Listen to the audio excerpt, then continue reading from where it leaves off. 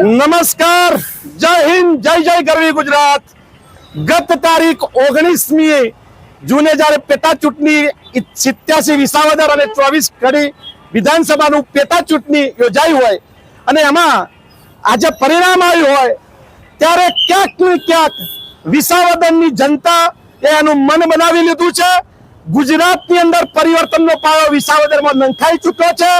આપના માધ્યમથી હું કહેવા માંગુ છું કે ખબરદાર 162 ધારાસભ્યશ્રીઓ, ચાહે રાજ્ય કક્ષાના મંત્રીશ્રી હોય, ચાહે કેબિનેટ કક્ષાના મંત્રીશ્રી હોય, એ તમામ એમએલએને હું ચેતવવા માંગુ છું કે તમે આખી ફોજ વિસાવદરની અંદર 1-4-5 તમારી રીતે કહેવાની રીતે જેને કહેવાય કે સોપારી જેટલી પાર્ટીઓના કાર્યકર્તાઓને તમે કોઈ હેરાન પરેશાન કરવામાં તંત્રનો ઉપયોગ કોઈ બાકી રાખ્યું નથી। છતાં પણ જ્યારે જનતાએ નક્કી કરી લીધું હતું વિસાવદરની અંદર કે જડબે સળગ જવાબ આપવો છે ત્યારે 17,022 કરતો પણ જંગી લીડથી ગોપાલ ઇટાલિયા આવી રહ્યા છે।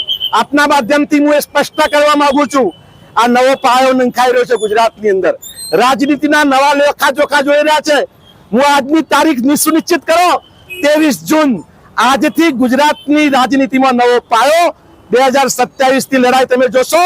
આમ આદમી પાર્ટી વટકે સાથ આવે છે, વટકે સાથ આવે છે, વટકે સાથ આવે છે અને આમ જનતાના જે પ્રશ્નો છે એ આમ આદમી પાર્ટી તહે દિલથી ઉઠાવશે। અગત્યની વાત એ છે કે વિસાવદરની જે જનતા, કડીની જે જનતા છે એ અમારા ઉપર આટલા બધા અમૂલ્ય આશીર્વાદ જ્યારે આપ્યા છે ત્યારે સમગ્ર અરવલ્લી વતીથી હું એમનો તહે દિલથી આભાર માનું છું। ભારત માતા કી જય, જય જય ગરવી ગુજરાત।